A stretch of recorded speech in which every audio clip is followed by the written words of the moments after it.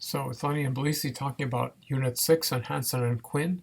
We're going to talk about the forms of the relative pronouns in Greek. Okay, so before we do, we give you two reassuring rules, okay, because these forms look very similar to things that you already know, namely the definite article. But here's the key concepts. We'll come back to these after you look at them.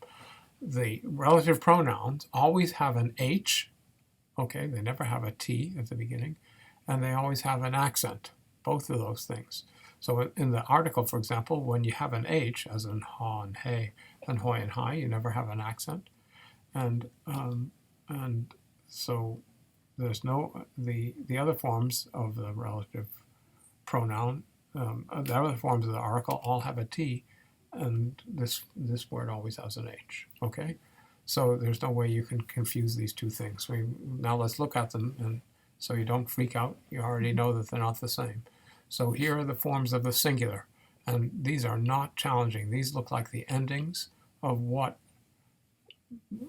they look like. First and second declension. Adjectives, okay, except for the neuter, nominative, and accusative singular.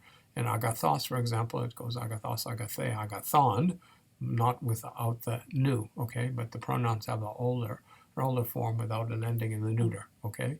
And so the endings are, it's just the endings of the first and second declension adjectives, except for that thing about the neuter, with accents. Now look at the accents, okay?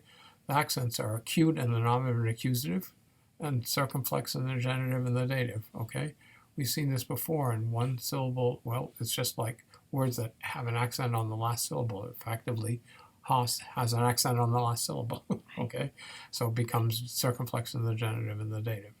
If you look at the plural, which is on the next screen, again, the endings of the nominative, of the masculine and feminine and neuter adjectives of the type agathos, completely the same, with an H and an accent, and that accent changes to a circumflex in the genitive and the dative. All right, that's it. That was quick.